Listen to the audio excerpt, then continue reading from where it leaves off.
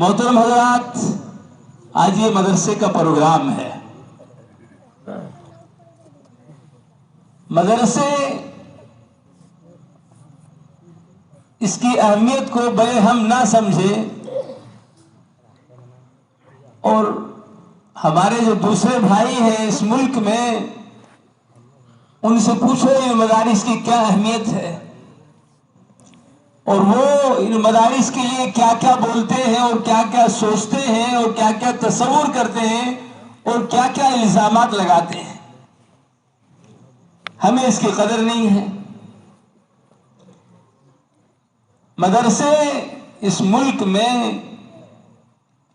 اسلام کے قلعے ہیں، محافظ گاہیں ہیں۔ یہ سلسلہ جو پڑھنے پڑھانے کا چل رہا ہے، اسی سے دین باقی ہے۔ اور بھی بہت ساری تحریکیں ہیں، تنظیمیں ہیں، لیکن جو اصل لب لباب ہے، جو اصل چیز ہے جس سے آج دین باقی ہے، اور مذہب اسلام حالانکہ ابھی انحطاط کا دور ہے، لیکن پھر بھی اور ممالک، اسلامی ممالک اور دوسری جگہوں کے مقابلے میں آج الحمدللہ اس ملک میں مسلمان اپنے تشخص کے ساتھ زندہ ہے، محفوظ ہے، اور عملی زندگی ہم سب کی جو ہے 100% تو نہیں ہے، لیکن جس قدر بھی ہے الحمدللہ وہ ٹھیک ہے۔ بہرحال قرآن پاک جو ہم سب کے لیے، پوری امت کے لیے اور پوری کائنات کے لیے سراپا ہدایت ہے اور سراسر ہدایت ہے، اور ہم سب کے لیے، ایمان والوں کے لیے رحمت ہے۔ قرآن پاک کو اللہ نے تمام آسمانی کتابوں پر فوقیت دی ہے۔ خیر الحدیث کتاب اللہ، آسمانی جتنی کتابیں ہیں ان سب کے اندر اعلیٰ و ارفع اللہ کا کلام ہے۔ یہ کلام اللہ کو بہت محبوب ہے۔ دنیا کی جتنی آسمانی کتابیں اتری، صحیفے اتارے گئے، وہ اس زمانے تک تو محدود رہے، محفوظ رہے، لیکن بعد میں تبدیلیاں ہو گئی، تحریف کر دیا، بدل دیا گیا۔ لیکن کلام پاک جیسا آج سے پہلے حضرت رسول پاک صلی اللہ علیہ وسلم پہ نازل ہوا تھا، آج ویسا ہی بے عین ہی موجود ہے۔ اس لیے کہ اللہ نے اس کتاب کی حفاظت کا ذمہ اپنے اوپر لیا ہے۔ اِنَّا نَحْنُ نَزَّلْنَا الذِّكْرَ وَإِنَّا لَهُ لَحَافِظُونَ، ہم نے ہی قرآن پاک کو اتارا ہے اور ہم ہی اس کی حفاظت کرنے والے ہیں۔ اللہ حفاظت فرما رہے ہیں۔ آج قرآن پاک محفوظ ہے۔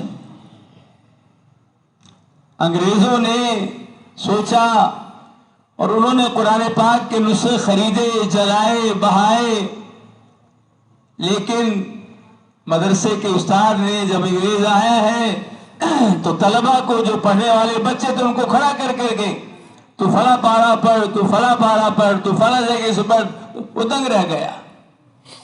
تو اللہ نے سینوں میں اس کو محفوظ کیا ہے۔ اسی کی ایک کڑی، اسی کی ایک نظیر آپ کا یہ مدرسہ ہے کہ یہاں بھی الحمدللہ کچھ بچوں نے قرآن پاک کی حفظ کی تکمیل کی ہے۔ یہ بہت بڑی بات ہے۔ قرآن پاک کوئی معمولی کتاب نہیں ہے۔ ہم نے تو اس کی قدر نہیں کی، ہم نے اس کو اہمیت نہیں دی، اس لیے آج بہت کم تعداد کے اندر ہمارے یہاں حافظ علماء ملیں گے. باقی جن صوبوں نے اس کو اہمیت دی وہاں گاؤں نہیں بلکہ کوئی گھر شاید ایسا نہیں ہوگا جس گھر کے اندر عالم نہ ہو، جس گھر میں حافظ نہ ہو. ہمارے ہاں اس طرح کا معاملہ بھی نہیں ہے. اللہ ہمیں بھی سمجھ عطا فرمائے.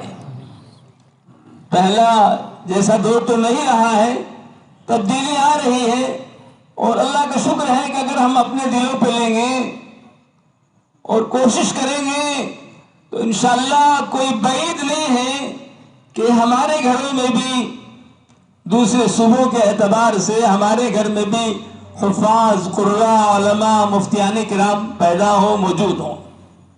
اس کے لیے ہمیں اپنے آپ کو جو ہے دل پہ لینا پڑے گا. ہم نے اہمیت نہیں دی، اور اللہ معاف فرمائے ہم نے تو دنیاوی تعلیم کو بھی اہمیت نہیں دی. حالانکہ اسلام دنیاوی تعلیم کو منع نہیں کرتا، بلکہ میں تو یہ عرض کروں گا کہ آج جس دور سے ہم گزر رہے ہیں اور جس ملک میں ہم رہ رہے ہیں، اگر ہمیں برادران وطن سے کندھے سے کندھا ملا کر کے اگر چلنا ہے تو ہمارے اندر ہر شعبے کے اندر، ہر ڈپارٹمنٹ میں جو ہے ایسے افراد کا ہونا ضروری ہے، اور وہ ہوگے تعلیم کے اعتبار سے.